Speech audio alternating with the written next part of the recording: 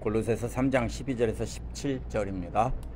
바로 앞에서 지난주에 뭐라고 했습니까? 5가지 음란함을 죽이고 5가지 분노를 벗으라고 했습니다.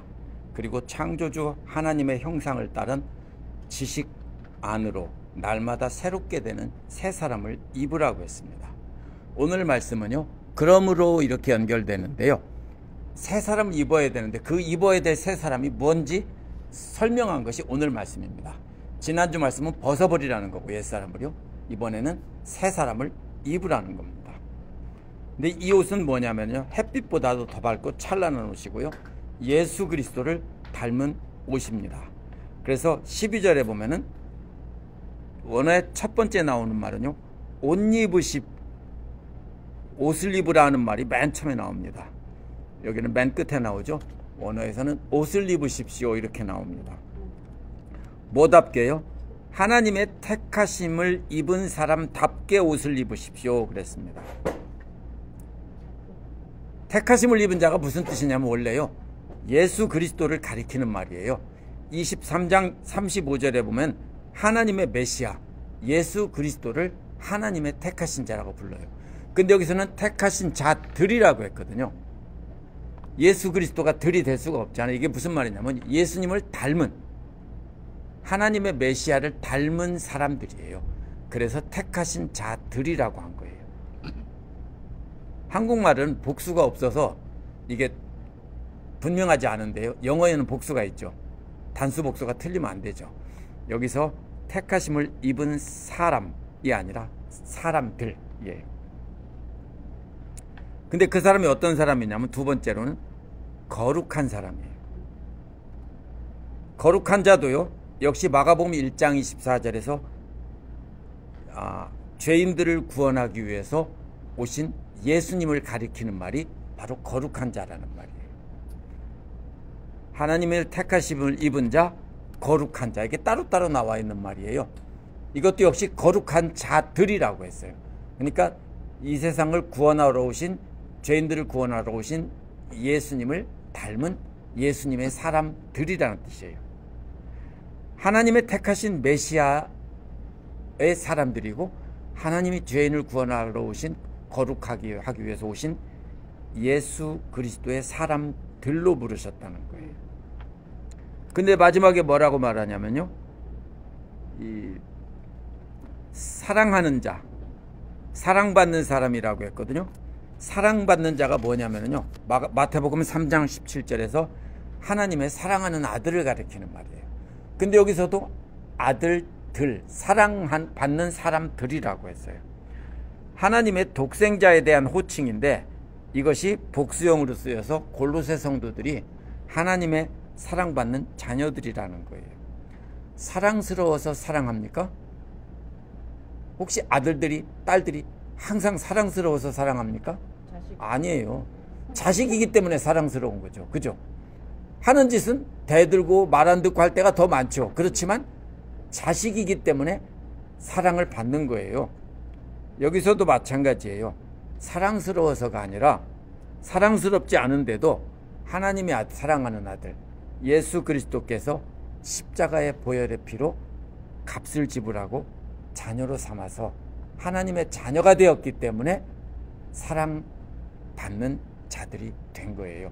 이 세 가지는 다 예수 그리스도를 부르는 말이에요. 첫째가 뭐라고 했어요? 택함 받은 자, 두 번째는 거룩한 자, 세 번째는 사랑받는 자. 근데 거기에다가 들이라는 말을 붙여서 예수 그리스도를 통해서 택하심을 입었고 거룩한 사람들이 되었고 또 사랑받는 자들이 되었다는 겁니다. 이건 순서입니다. 그렇죠? 먼저 우리를 양자로 택하신 거고요. 택하셨으면 그 다음에 어떻게 해요? 거룩하단 말의 반대가 뭐예요? 속되다는 거예요. 세상에서 죄에 빠져 살던 우리는 속된 거예요. 거룩하다는 것은 따로 하나님께 드릴 수 있도록 거룩하게 만들었다는 거예요. 그래서 거룩하게 된 거예요. 그래서 세 번째는 뭐냐면 사랑받는 자녀가 된 거예요. 이것은 세 가지는 예수님을 부르는 호칭이면서 또한 우리가 변화되는 과정을 말하는 세 단계로 말한 거예요. 근데 옷을 입으라고 했는데 그 옷이 어떤 옷입니까? 첫 번째는요, 동정심이라고 그랬죠. 이 원어는요, 동정심의 내장 이런 뜻이에요. 유대인들은요, 성경에 심장은 생각과 지식이 자리 잡는 곳이라고 생각했어요. 근데 영어에서는 하트는 마음이, 감정이 자리 잡는 곳이에요. 근데 그리스어나 히브리어에서 성경에 나오는 하트는요, 전부 다 생각과 지식이 자리 잡는 곳이에요. 감정은 어디입니까? 내장이에요. 창자, 위, 창자 이런 곳이에요. 어디가 아파요? 속상한 일이 있으면 어디가 아파요? 심장이 아파요? 그건 심장병 있는 사람이고요. 보통 사람들은 심장이 안 아프고 배가, 위가 아프고 창자가 아파요. 그죠? 왜요? 위산이 나와서 속이 쓰리는 거예요. 그래서 이 사람들은 감정을 말할 때는 창자라고 했어요. 그래서 여기서 무슨 창자? 동정심의 창자. 내 아들이 만약에 잃어버렸는데 10년 만에 길에서 발견했는데 거지로 길에서 구걸하고 헐벗고 있었다. 그럼 어떤 마음이 들겠어요? 속이 쓰려오지 않겠어요? 그게 바로 동정심의 창자라는 말이에요. 동정심의 창자예요. 그럼 우리가 옷 입어야 될 첫 번째는요, 동정심의 창자예요. 이게 뭐예요? 사람들을 보고 불쌍히 여기는 마음을 갖는 거예요. 마음속에서 내 자식처럼 그렇게 끓어오르는 불쌍히 여기는 마음을 갖는 거예요. 그것을 어떻게 하라고요? 옷으로 입으라고 했어요. 시계나 반지라고 안 했어요. 저는 시계를 거의 24시간 차고 있어요. 잠잘 때 잠 얼마나 어떻게 자나 트래킹하기 위해서. 근데 이게 정확하진 않아요. 집사님 반지가 정확하죠 이제. 근데 이거는 항상 끼고 있는 건 아니에요. 뭐예요? 충전할 때 벗어놓죠. 옷은요 항상 입고 있어요. 그렇죠? 최소한 언제?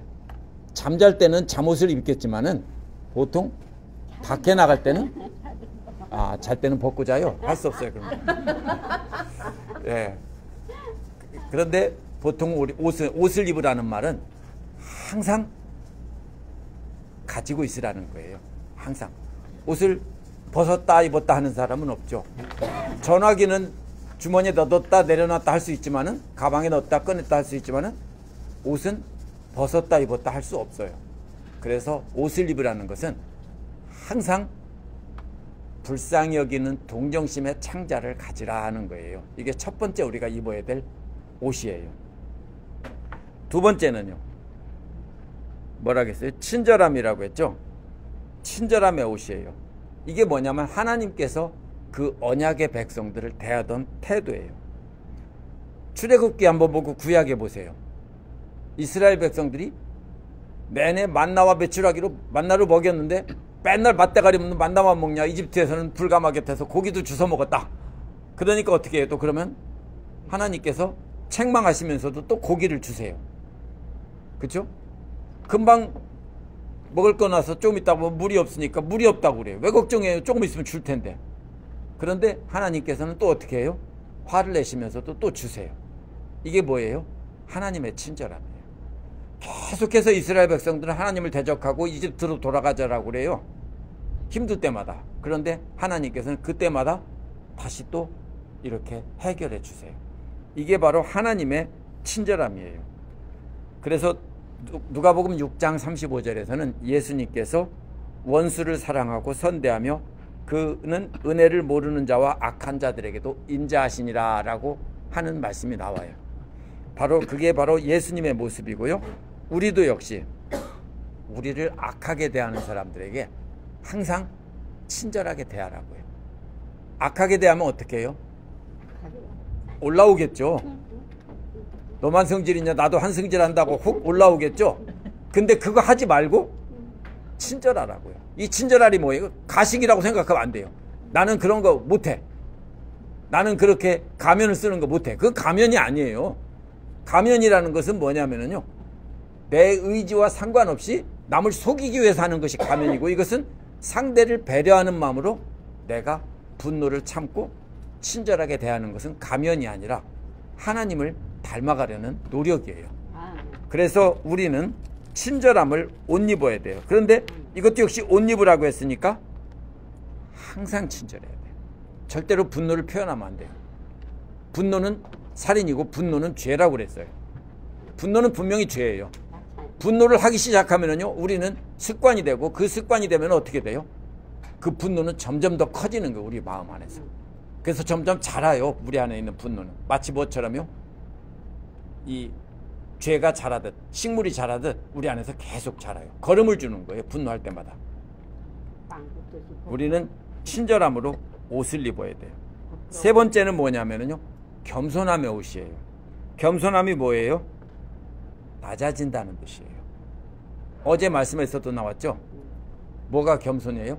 가장 작은, 가장 신분이 낮은 어린아이 하나를 오른편에 가장 높은 자리에 세우고 팔로 껴안으시면서 이런 사람을 섬기는, 영접하는 종이 되라 라고 하셨어요. 이게 바로 겸손이에요. 예수님의 겸손을 닮으라는 거예요. 하나님의 아들이시고 하나님이신 분이 이 땅에 내려오셔서 인간의 몸을 입고 우리를 섬기고 죽기까지 낮추신 그 겸손이에요. 만약 우리가 예수를 믿는다고 하면서, 예수님을 닮아간다고 하면서 겸손하지 못하고 교만한다면 그게 바로 뭐예요? 알몸으로 상대방에게 대하는 거예요. 이 바로 친절함도 옷이고요, 이 겸손함도 옷이에요. 그것을 벗으면 뭐예요? 교만을 드러내면 내 속에 있는 알몸을 다 보여주는 거나 똑같은 거예요. 나는 화끈하고 나는 숨기는 게 없고 이렇게 말하면 안 돼요. 그것은 옳은 게 아니에요. 그래서 우리는 항상 겸손해야 돼요. 근데 교회에서 항상 어떻게 해요? 믿고 봉사하고 하다 보면 우리는 자꾸 뭐가 올라와요? 속에서 교만이 올라와요. 혹시 안 올라오는 분 있어요? 아무도 없어요. 다 올라와요. 그렇죠? 다 올라와요. 내가 이만큼 했는데 이렇게 인정받고 높임을 받으려는 마음이 우리 마음에는 다 있어요. 근데 그것을 강제로 끌어내려서 낮추는 훈련을 계속해야 돼요. 근데 그것을 옷 입으라겠으니까 역시 항상 그래야 되는 거예요. 이 세 가지는요, 역시 순서대로 제일 쉬운 거는요, 그래도 동정심의 대장을 갖는 건 제일 쉬운 거예요. 근데 악한 사람들에게, 나를 악하게 대하는 사람들에게 친절하게 대하는 것은 불쌍한 사람에게 동정심 갖는 것보다 훨씬 어려운 거예요. 그렇죠? 불쌍한 사람한테 동정심 갖는 것은 그래도 할만해요. 그런데 나를 악하게 대하는 사람에게 친절하게 대하는 것은, 이것은 진짜 힘들어요. 그런데 내가 더 높은데 나보다 아무것도 아닌 사람들 앞에서 내가 낮춰서 그들 앞에 숙이고 겸손하게 그들을 섬기는 것은 최고 어려운 거예요. 이 세 가지도 점점 단계적으로 올라가는데 이 세 가지로 옷을 입으라는 거예요. 또 네 번째는 뭐예요? 온유함이에요. 온유함이 뭐냐면 남의 짐을 대신 져준다는 뜻이에요. 이게 낮아진 거에서는 낮아지기만 하면 되는데, 온유함은 뭐예요? 그 사람의 짐까지 대신 져줘야 된다고. 남의 짐까지 대신 져주는 거예요. 그러면은, 그래서 예수님께서 우리 죄를 지기 위해서 십자가를 지신 것을 뜻하는 말이에요.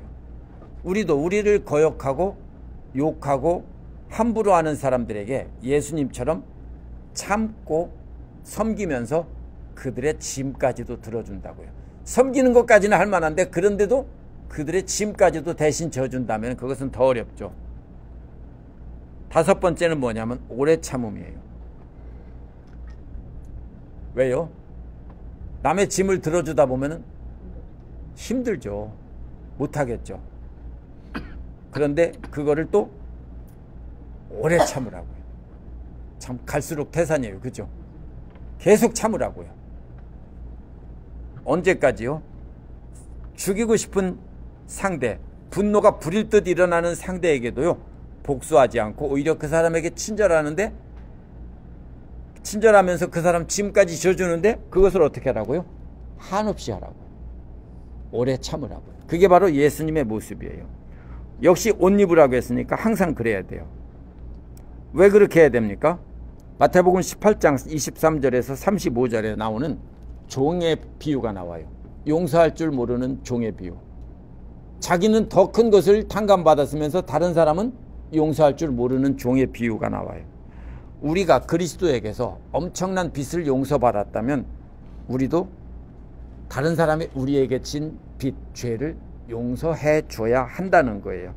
그렇게 하지 않는다면 우리는 어떻게 하는 겁니까? 그리스도를 대적하는 것입니다. 그러면 어떻게 이 5가지 옷을 입을까요? 이거 잘 보세요. 음란함도 5가지였고요. 지난주에 분노도 5가지였는데 우리가 입는 옷도 5가지예요. 이걸 순서대로 기억해야 돼요. 어떻게 5가지 옷을 입습니까? 13절에 보면은요. 누가 누구에게 불평할 일이 있더라도 서로 용납하여 주고 서로 용서하여 주십시오. 서로 용납하여 준다는 말은요. 위라는 말과 갖는다는 말이에요. 이건 가벼우니까 뭐 한두 시간 들고 있을 수 있겠죠. 아닌가?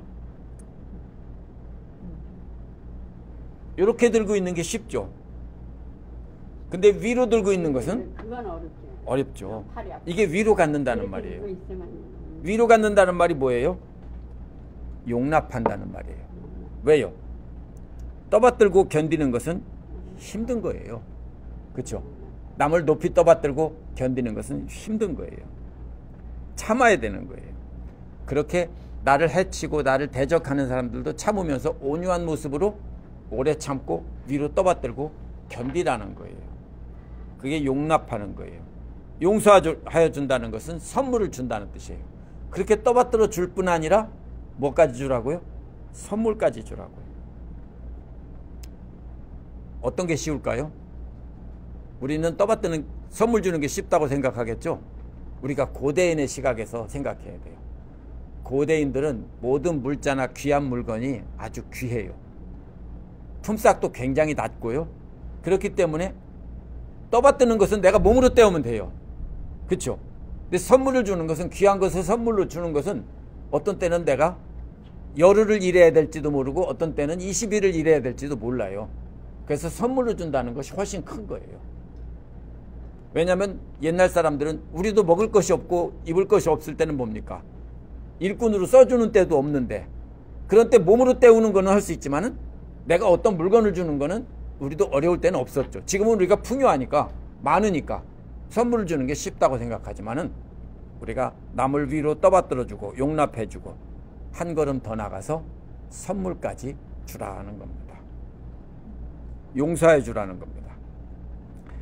그래서 불평이 높이 들고 있다가 하나님 나 도저히 못하겠어요 하면은요, 그때 내려놓지 말고 그 사람한테 선물까지 주라 이 뜻입니다.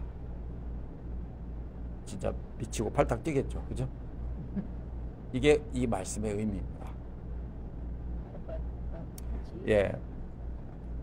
그래서 만약에 어떤 사람에게 불평이 있다면 그렇게 하라는 겁니다. 그냥 하는 게 아니라, 불평이 있는 게 누구예요? 미워하는 사람, 원수 같은 사람, 도저히 받아줄 수 없는 사람이 얘기해요. 누구한테 불평이 있다면, 만약 있다면 그 사람을 높이 떠받들어주고 그 사람에게 선물까지 주라. 이게 뭐하고 똑같아요? 왼뺨을 때리면 오른뺨을 때리고, 반대로 됐어요? 돌려대고, 예, 돌려대고 이렇게 때리면, 예. 그런 말과 똑같은 말이에요. 예수님의 가르침을 결국 바울이 말을 바꿔서 가르친 거예요. 뭐처럼요? 우리 주님께서 여러분에게 선물을 주신 것처럼, 이거예요. 우리 주님이 선물로 주셨다는 거예요. 용서해 주셨다겠죠? 역시 선물로 주셨다는 거예요. 우리 주님께서 선물을 주신 것처럼 너희도 예수님처럼 그렇게 선물을 주라 이것입니다. 14절은요. 이 모든 것 위에 사랑을 더하십시오. 앞에서 5가지의 옷을 항상 입고 있으라고 했는데 그 위에다가 하나 더 할 것이 사랑입니다. 근데 이 사랑은 어떤 새로운 옷이 아니에요. 이건 옷이 아니에요. 이건 뭐냐면은요, 안전하게 묶는 띠라고 했어요. 사랑은 안전하게 묶는 띠라고 설명을 했죠. 그 띠가 뭐예요? 어떤 장식품 같은 거예요. 어떤 걸까요? 예를 들면 왕이나 어떤 아주 고귀한 사람이 신분을 나타내는 옷을 입었다면 대부분 그 다음에 또 뭐를 띱니까? 허리에 띠를 띠죠. 그 띠는 뭡니까? 그 신분을 또한 나타내는 것입니다. 장식품이죠. 그래서 뭐예요? 이 사랑은 장식품이에요. 옷에 달려있는 장식품이에요. 안 달고 왔어요? 안 달았구나. 어제는 달려있더니. 옷에 달려있는 장식품 같은 거예요. 뭐예요? 또 왕의 왕관이나 또 계급장 같은 거예요. 군인이 군복을 입었는데 별 4개짜리가 군복을 입었는데 계급장이 안 달려있고 앞에 훈장에 약장이 안 달려있으면 그 사람이 장군인 걸 믿지 못하죠. 장군들은 어떻게 돼요? 약장이 여기에 뭐예요? 꽉 차 있죠. 수십 년 동안 있었으니까. 소위나 중위들은 한두 개 달려있지만은 장군들은 여기에 꽉 차 있어요. 그거는 뭐냐면 큰 훈장을 줄인 조그만 그 표시예요. 훈장을 줄인 거를 주렁주렁 달고 있죠. 그게 바로 사랑이라는 말이에요. 우리가 입고 있는 옷에 우리가 가진 신분을 나타내는 장식품을 다르라는 거예요. 그 장식이 뭐예요? 사랑이에요. 그렇기 때문에 그것은 안전하게 묶는 띠라고 했어요. 그래서 이 5가지를 한 다음에 사랑으로 그것을 묶어서 장식을 하고 신분을 나타내지 않으면 안 된다는 거예요. 그 사랑이 뭐예요? 바로 예수님의 사랑이고 우리가 하나님의 자녀고 예수님의 제자들이라는 것을 나타내는 신분을 나타내는 장식품이에요. 마치 군인이 군복을 입고 있을 때는 항상 그런 거를 떼지 않는 것처럼 계급장이나 훈장을 떼지 않는 것처럼 전투복에는 안 달아요. 어디에만 달아요? 정복에만 달아요. 그렇죠? 계급장은 전투복에도 달아요. 그런 것은 항상 달고 있는 거예요. 그게 바로 사랑이라는 거예요. 사랑이 빠진다면 예수 안 믿는 사람들도 성격 좋은 사람은 그럴 수 있어요. 그렇죠? 예수 안 믿는 사람도 그럴 수 있다고요. 아무것도 아니에요. 그래서 사랑이 없으면 아무것도 아니라는 거예요. 앞에서 말한 이 5가지 옷을 다 입었으면은 저 사람은 부처님 가운데 도막 같은 사람이지 하나님의 백성은 하나님의 자녀는 아닌 거예요. 아무것도 아니에요. 사랑이 빠지면. 그래서 사랑이 장식품이 있어야 우리가 비로소 우리의 신분을 나타내는 겁니다. 15절에서 뭐라고 그래요? 그리스도의 평화가 여러분의 마음을 지배하게 하십시오 그랬죠. 지배한다는 말은요, 심판을 본다는 말이에요. 심판이에요. 심판이 경기를 주관하는 거예요. 사랑으로 5가지 옷을 입고 사랑으로 장식품을 달았다면, 그래서 하나님의 아들 예수 그리스도의 자녀로 하나님의 자녀가 된 것을 신분을 나타냈다면, 그 다음에는 그리스도의 평화가 심판을 보게 하라는 거예요. 그리스도의 평화, 단순히 평화롭게 지내라는 뜻이 아니에요. 그리스도의 평화가 경기를 주관하게 하라는 거예요. 심판은 누굽니까? 경기를 강제로 중단시키기도 하고 진행시키기도 하는 게 심판입니다. 바로 그리스도의 평화가 우리를 멈추게도 하고 가게도 하라는 뜻이에요. 그리스도가 하지 마! 그러면 어떻게 해요? 경고를 주면요? 하지 말라는 거예요. 그렇죠? 이게 바로 그 뜻이에요. 그리스도, 이거 바로 심판을 보게 하라. 지배하게 하십시오. 이 말은요, 심판이 옐로우 카드. 안 되면 뭐라고 할까요? 너 퇴장, 그럴 수 있겠죠. 우리에게 퇴장은 없어요. 우리를 자녀로 삼아주셨기 때문에. 그런데 바로 그런 것처럼 그리스도께서, 그리스도의 평화가 우리를 심판을 보게 해서 우리의 행동을 점수를 주기도 하고 또 이겼다고 해주기도 하고 상을 주기도 하고 또 뭡니까? 잘못하면 경고를 주기도 하는 거예요. 이게 뭐예요? 레슬링 경기를 생각하면 돼요. 바울은 뭐라고 그래요? 자신의 삶을 마라톤 경주나 레슬링에 비유를 해요. 둘 다 뭐냐면은 고대 올림픽의 종목들인데요. 이게 뭐냐면은 군대 훈련이에요. 왜 마라톤을 하냐면요. 고대의 전투는 군대가 빨리 움직여야 승리할 수 있어요. 그렇죠? 그럼 어떻게 해요? 잘 달려야 돼요. 오늘날처럼 차도 이동하는 게 아니니까 잘 달리고 빨리 걸을 줄 알아야 돼요. 또 레슬링은 뭐죠? 상대하고 마주쳤을 때 상대를 붙잡고 상대를 쓰러뜨리고 이기는 거예요. 그래서 올림픽의 경기는 전부 뭐예요? 창 던지기 역시 그거고요. 투포환도 마찬가지예요. 오늘날은 다른 종목들이 추가됐지만 고대 올림픽의 본래 경기들은 전부 군대의 훈련이에요. 젊은이들을 군대로 훈련시키기 위해서 올림픽을 했어요. 바로 그런 것처럼 비유하고 있는 거예요. 그래서 뭐라고 하냐면 바울은 싸움으로 비유했어요. 그거를요. 또 경주로 비유한 거예요. 그런데 그리스도의 평화가 심판을 보게 하지 않으면 우리는 다 실격이에요. 우리가 뭐라고 하죠? 보통 심판 없네 그러죠. 딱 그거예요. 심판 없는 거예요. 그죠? 심판 없는 소리 하지 마 그러잖아요. 성경에서 나온 말이에요. 그죠? 네. 여기서 심판을 보게 하라. 심판 없으면 안 된다는 거예요. 근데 우리는 심판 없이 살죠. 그래서 뭐라고 합니까? 우리는 한 몸 안에서 이러한 목적으로 부름을 받았는데요.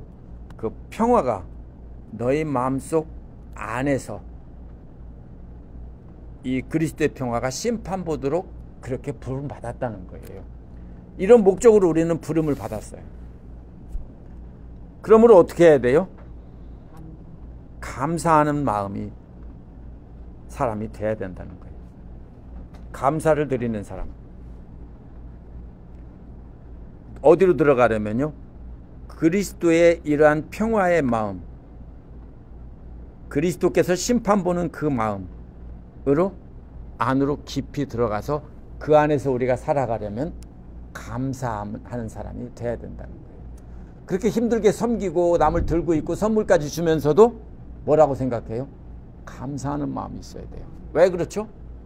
왜 그러면 우리는 뭐예요? 호구인가요? 아니에요. 바울은 항상 뭐라고 그래요? 왜 참고 견딘다고 그러죠?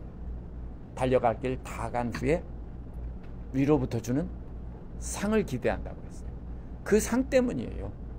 우리가 그 상을 기대하지 않고 영원한 생명이 없고 우리가 영원한 천국이 없다면은 우리는 그냥 호구예요. 그렇죠? 아무것도 아니에요. 근데 우리가 이 땅에서 살아가면서 세상에서 잘나고 똑똑하고 굉장히 부경화를 누리는 사람을 별로 부러워하지 않아도 되는 것은 그들이 예수를 잘 믿고 거룩한 사람이라면 부러워해야 되죠. 근데 안 그러면 불쌍한 거예요. 근데 그런 사람을 불쌍하게 여기면서 우리가 떠받드는 이유는 바로 우리가 장차받을 상 때문이에요. 성경에서 이렇게 바울이 이렇게 참고 견디는 그 올림픽 경기와 같은 그런 그림으로 전달하는 것을 옷 입으라는 것과 벗으라는 것 이런 것들을 다 우리가 이해하지 못하면은요 이 골로새서가 무슨 말을 하는지를 잘 모를 때가 많아요. 16절에서 뭐라고 그래요? 그리스도의 말씀이 여러분 가운데 풍성히 살아있게 하십시오. 그리스도의 말씀이 어떻게 하라냐면요 안에 집 짓고 있으라는 뜻이에요. 집 짓는다는 말에다가 안이라는 말이 붙어있는 말이에요. 터 잡고 산다는 말은요. 풍성히 살아있게 하십시오. 이 말은요 살아있는다는 말 자체가 안에다 집을 짓는 거예요. 어디 안에다가? 우리 마음 안에다가 그리스도의 말씀이 집 짓고 살라고요. 근데 우리 마음 안에는 어떻게 해요? 제가 마음이 뭐라고 했어요? 항상요 우리 안에는 생각이라고 그랬죠. 감정이 아니에요. 이거는요 이때는 생각이에요. 이것은 우리 안에다가 집을 짓고 살라는 얘기는 계속 있으라는 얘기예요. 근데 우리의 생각이 계속 우리 안에 계속 머무는 게 있나요? 가끔 있어요. 뭐 갖고 싶은 거 사고 싶은 거 이런 게 있으면 마음에서 떠나지 않고 계속 있죠. 그것처럼 우리 마음에서 바로 그리스도의 말씀이 계속 우리 안에 머물러 사는데 어떻게 해요? 옷 입는 것보다 더 심한 게 뭐예요? 집 짓고 사는 거예요. 옷은 벗기라도 하죠. 집은 벗지도 못해요. 그죠? 허를 없애기 전까지는 계속 있는 거예요. 그래서 너희 안에 집 짓고 살게 하는데 어떻게 집 짓고 살아요? 풍성하게 집 짓고 살게 하는 거예요. 그럼 뭐예요? 초가상간 짓지 말고요. 아주 크고 화려하게 아주 크게 잘 지으라는 거예요. 마음 안에다가 그리스도의 말씀을 가득 채워서 멋진 뭐예요? 맨션을 지으라는 거예요. 그게 풍성하게 지으라는 말의 뜻이에요. 터 잡고 살게 하고요. 그 다음에 또 어떻게 해요? 그래서 온갖 지혜로 가르치고 권고하라고 그랬죠. 모든 지혜 안에서 가르치고 권고하는 거예요. 역시 여기서 지혜라고 그랬죠. 지혜와 지식 이런 것들은 예수 그리스도의 말씀을 간직한다는 뜻이에요. 그래서 그것을 간직하고 살아가면서 실천해보고 경험으로 분명히 아는 게 지혜예요. 지식은 기억하는 것이고 지혜단 그거를 내 삶에 적용해보고 아 맞아라고 하는 것은 지혜에 해당하는 거예요. 그러면 그걸 어떻게 하라고요? 첫 번째는요. 서로 가르치고 권면하라고요. 가르치는 건 뭐냐면요. 저는 지금 가르치고 있는 거예요. 권면은 뭘까요? 가르쳤는데 나중에 그렇게 안 해요? 집사님 왜 그렇게 안 해요? 그럼 그게 권면이에요. 나중에 다시 생각나게 하고 다시 반복해서 말하고 말씀에서 이렇게 기억하고 계신데 왜 이거 안 하죠? 라고 한다면 그게 권면이에요. 권면은 반복해서 가르쳐서 마음속에 넣어주는 거예요. 누가 어떻게 합니까? 저는 아무래도 왼손잡이인 것 같아요. 제가 돈 셀 때도 왼손으로 세고요. 왼손으로 잘하는 게 많아요. 왼손으로 상당히 잘해요. 왜 근데 오른손잡이가 되실까요? 양쪽을 다 쓰시는 거예요. 부모님이 왼손으로 밥 먹으면 안 된다고 하고 그래서 항상 혼났기 때문에 저는 오른손을 썼던 것 같아요. 다리도 재보면요. 왼발이 훨씬 굵어요. 저는. 종아리 통도요. 왼다리가 훨씬 굵어요. 한번 재보세요. 사람은 다 짝짝이에요. 똑같이 하는. 다 짝도 똑같은 사람 한 사람도 없어요. 근데 재보면 손으로 재봐도 확실히 왼쪽 종아리가 더 굵어요. 저는 뭔가가 왼쪽에 더 그렇게 돼 있는. 근데 뭐예요? 부모님이 권고를 했기 때문에 뭐를요? 너 그렇게 하면 안 돼. 오른손으로 숟갈을 잡아야지. 그렇죠? 뭘 배웠죠? 밥 먹을 때 어른보다 먼저 먹으면 수저들면 안 돼. 뭐 엄격하게. 그렇죠? 그건 누구나 다 가르칩니다. 어른이 와서 수저를 들면 그 다음에 드는 거죠. 그건 가르침이 아니라 뭡니까? 권고입니다. 한 번은 가르칠 수 있어요. 그것도. 근데 그 다음에 계속해서 반복하는 건 권고입니다. 어떻게 되도록? 습관이 되도록. 이거는 누가 하는 겁니까? 서로 하는 거기 때문에 저만 하는 게 아니고 옆에서 아는 사람, 먼저 깨닫고 먼저 자기 것이 된 사람이 권하는 겁니다. 꼭 이렇게 성경 공부 자리에서 가르치는 게 가르치고 권고하는 게 아니고요. 일상의 삶에서 만날 때마다 우리는 서로 가르치고 권고할 수 있습니다. 무엇 안에서요? 우리 안에 풍성하게 터잡고 있는 예수 그리스도의 말씀, 그 지식, 지혜, 그걸 가지고 가르치고 권고하는 겁니다. 내 생각으로 가르치고 권고하는 게 아니고요. 잘못하면 내 생각과 내 주관으로 그것을 하나님 말씀이라고 착각하고 상대에게 자꾸 강요할 수 있어요. 그러나 우리는 서로 다른 것은 인정해야 돼요.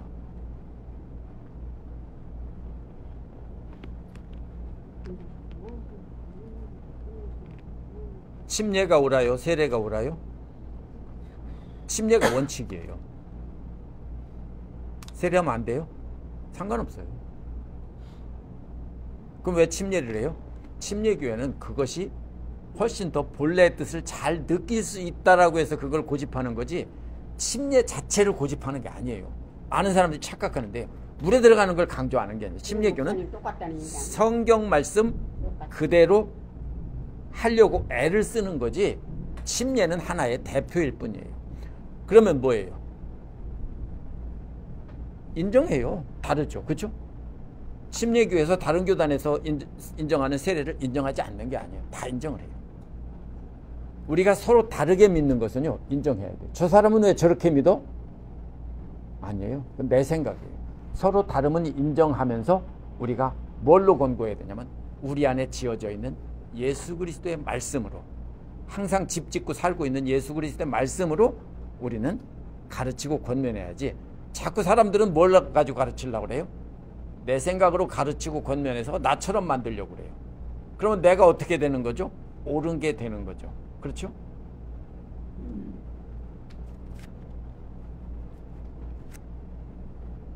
어떻게 그러면 계속 간직하도록 넣어둡니까? 그 방법이 나와요. 여기서 이걸 착각하면 안 돼요. 감사한 마음으로 시와 찬미와 신령한 노래는요, 기억장치지요. 이것이 그 자체가 아니에요. 물론 목적은 하나님께 감사드리는 거지만 이것은 대부분 기억하기 위한 거예요. 제가 지금도요, 어렸을 때 불렀던 노래들, 초등학교 들어가기 전에 불렀던 노래들까지 다 기억해요. 8시 통근길에 대머리 총각. 저보고 누가 외우라고 했어요? 오늘도 만나려나 기다려지네. 시원한 대머리에 나이가 들어. 끝까지 다 불러요. 근데 저한테 누가 외우라고 했을까요? 아니에요. 그냥 라디오에서 나오면은 그냥 따라 부르다가 기억한 거예요. 그럼 시와 찬미와 신령한 노래는요, 고대인들이 뭐 하는 거냐면요, 기억 장치예요. 목적은 하나님께 찬양 드리는 거지만 또 다른 목적이 뭐냐면 시와 찬미와 신령한 노래는요, 기억 장치예요. 이거 외우기 어렵죠? 길어서 외우기 어려운데요, 계속 부르면 기억돼요. 그죠? 계속 부르면 저절로 돼요. 어릴 때는요, 평생 가요. 근데 지금은요, 맨날 불러도 자꾸 잃어버려요. 그렇지만 이게 기억 장치예요. 시가 뭘까요? 현악기를 뜯어가면서 노래한다는 뜻이에요. 원래는요. 이게 뭐죠? 하프 같은 것. 커다란 하프가 아니고요, 손으로 들고 뜯는 고대 그림 같은 데 나오죠? 그런 하프 같은 걸 들고 와. 비운데. 아. 비운데. 걷게 해보자 말이야. 자, 그래서 이게 뭐냐면요, 구약의 시편을 뜻해요. 시라는 말은 구약의 시편 150개의 시편을 뜻해요. 그걸 통해서 하나님이 누구신지, 어떻게 찬양해야 되는지, 어떻게 살아야 되는지를 가르침을 다 담아놨어요. 대구리가 아멘하네. 네. 그래서 그것을 계속해서 이스라엘 사람들은 부르고 대부분 기억을 했어요. 왜냐하면 고대 사람들은 책도 없어요. 우리는 불행하게도 책이 있어요. 우리도 고대 사람들처럼 책이 없다면 기억할 텐데요. 우리가 전화번호를 지금 기억 못하는 이유는요, 이 스마트폰 때문에. 이거 없을 때 옛날 다이얼식 전화기일 때는요, 번호 다 기억했어요. 그렇죠? 어디다 적어요 그걸? 다 기억했어요. 이게 바로 뭐냐면요, 우리가 이 시의 목적이에요. 하나님을 찬양하면서 또 하나님 말씀을 마음에 집 짓는 거예요. 이게 바로 집 짓는 방법이에요. 그래서 제가 좋아하는 복음성가나 찬송가는 성경 내용을 그대로 담고 있는 것을 제일 좋아해요. 성경 내용이나 성경에 있는 내용을 그대로 살려서, 말이 똑같진 않아도 담고 있는 내용들을 이렇게 부르는 찬송들은 제가 참 좋아해요. 왜냐하면 기억하면서 하나님 말씀을 기억하게 하기 때문이에요. 그 다음에 두 번째는 찬미와 신령한 노래는 뭘까요? 뭔지 잘 몰라요. 찬미와 신령한 노래는 뭔지 몰라요. 그러나 분명한 것은 신령한 노래라고 했어요. 그냥 노래가 아니고, 그냥 노래는 유행 갈 수 있지만 신령한 노래라고 했어요. 그러면 뭐냐면은 시편 150편에 150개의 시편에 들어있는 것 말고도 바울 당시에 교회에서 아니면 유대인들이 부르던 노래들이 있었다는 거예요. 그렇죠? 뭔지는 우리는 잘 모르지만 오늘날 찬송가나 복음성가처럼 노래들이 있었어요. 시편 150편 말고도 또 있었다고요. 바로 그런 노래들일 겁니다. 찬미와 신령한 노래로 세속적인 노래와 구별이 돼요. 근데 이런 거 할 때 그냥 외우기 위해서 부는 게 아니라 어떻게 하라고 했습니까? 감사하는 마음으로. 찬양하고 또 어디 안에서요? 감사 안에서 하라고 했고 또 우리 마음 안에서 하나님께 하라고 했습니다. 이게 합쳐져 있는데요. 이게 따로따로 나눠져 있어요. 감사 안에서 마음을 다하여. 우리가 입으로만 막 외우는 게 아니라 부르는 게 아니라 감사 안에서 우리가 찬송가를 부르고 복음성가를 할 때는 역시 마찬가지입니다. 감사. 이건 찬송가일까요? 복음성가일까요? 이건 찬송가예요. 여기에서요. 여기에 나오는 것 중에서 예를 들면 84장 나 어느 날 꿈속을 헤매며 이것은 찬송가가 아니라 복음성가예요. 이 찬송가와 복음성가의 구별의 대상은요 뭐냐면은 인간들을 대상으로 자기의 간증을 하는 것은 복음성가예요. 그리고 하나님과 예수 그리스도 성령님을 향해서 부르는 것은 찬송가예요. 그래서 예배 시작할 때 제가 먼저 항상 하는 게 거룩거룩이나 성부 성자 성령께를 부르면서 시작하는 것은 그거는 찬송가예요. 이것도요 생명에 시작하는 것은 찬송가예요.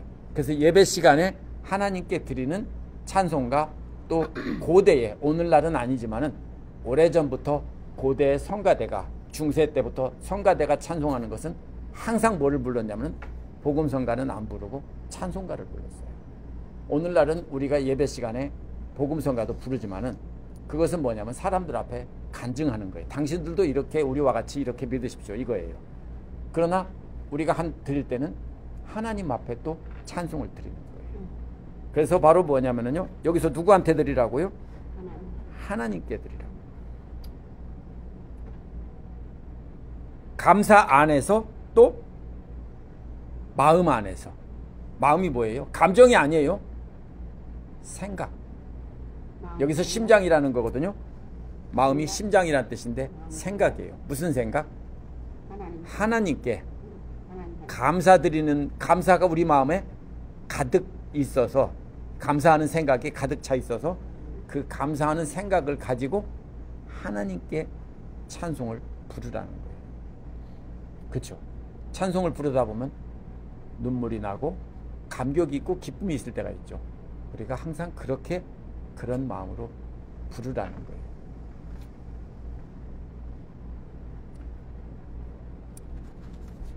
여기까지는 예배 시간에 하는 거예요. 주로 예배 시간.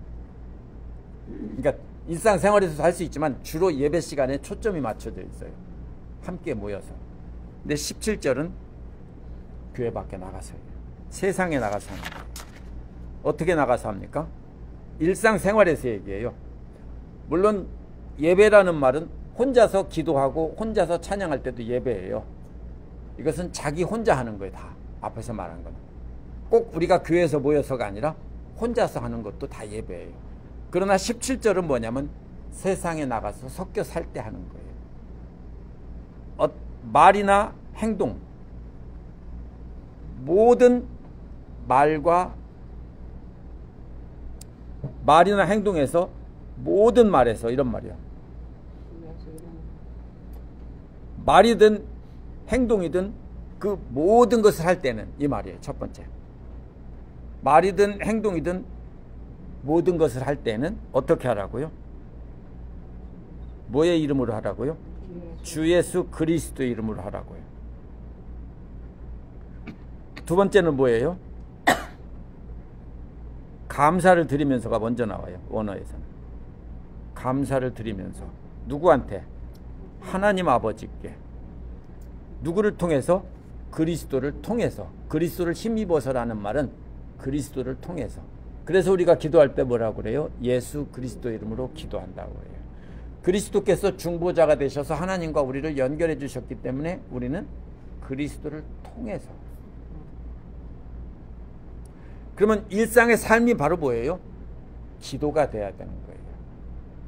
어떤 말을 하고 어떤 행동을 하든지 항상 예수 그리스도 이름으로 감사를 드리면서 아버지 하나님께 그리스도를 통해서. 따라서 우리의 삶 자체, 말이나 모든 행동은 바로 앞에서 하나님께 예배드리고 찬양하던 것과 같아야 된다는 거예요. 오늘날 사람들이 자꾸 예수를 믿지 않는 이유가 뭐냐면요. 번영, 부흥, 또 뭡니까? 축복, 이런 것을 너무 강조했기 때문에 그래요. 물론 그것도 맞아요. 맞는데 우리가 뭐예요? 그러다 보니까 예수 믿고 다 복 받았어요. 복 받기 전에는요, 예수 잘 믿었어요. 그렇죠?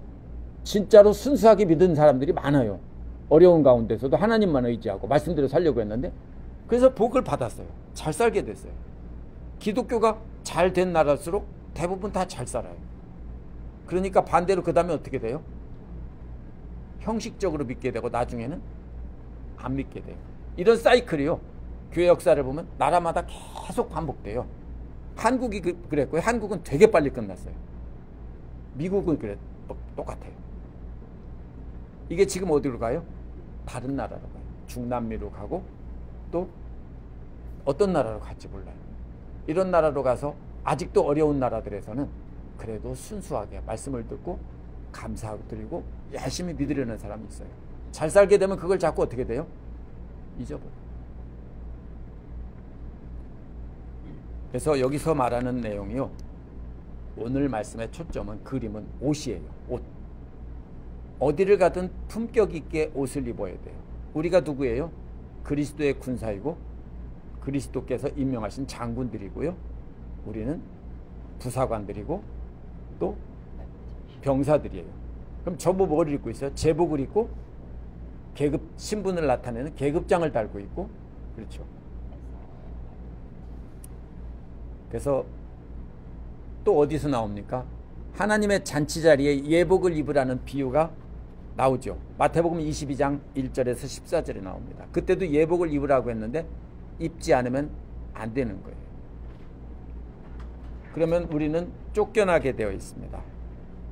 그러므로 우리가 해야 될 일은요, 제일 먼저 해야 되는 일은 마음에 들지 않는 사람들을 떠받드는 거예요. 우리를 핍박하는 사람들이 지금 누군가 빨리 생각해 보시면, 나를 힘들게 하는 분들 앉으세요. 집사님, 여기가 집사님 자리예요. 제 오른편 자리는 여기고요. 여기 왼편 자리. 뭔 말이지? 옷을 입었구나. 계급장은 안 달았네요. 네. 옷을 입었어. 마음에 들지 않는 사람을 떠받들어야 돼요. 나에게 힘들게 하고 내가 정죄가 자꾸 나오고 욕이 나오는 사람들을 떠받들고 그 사람에게 뭐 주라고 했어요? 선물까지 주라고 했어요. 그래서 그 위에다가 비단 치마에 꽃을 다는 것처럼, 비단 치마 저고리에 꽃을 다는 것처럼, 누리개를 다는 것처럼 사랑으로 뭘 달아요? 장식품을 달아요. 그래서 우리가 집사님들이 한복을 예쁘게 입고 거기다가 누리개를 다는 것이 여기서 오늘 비유에서 보면 사랑을 더하라는 말이에요. 불편할 때마다 왜 불편해지죠? 내가 심판이 되니까 불편해요. 근데 그리스도께서 심판이 되면 내가 분노하려고 할 때 너 하지마 하면은 너 옐로우 카드. 그러면 우리는 멈춰야 되는 거예요.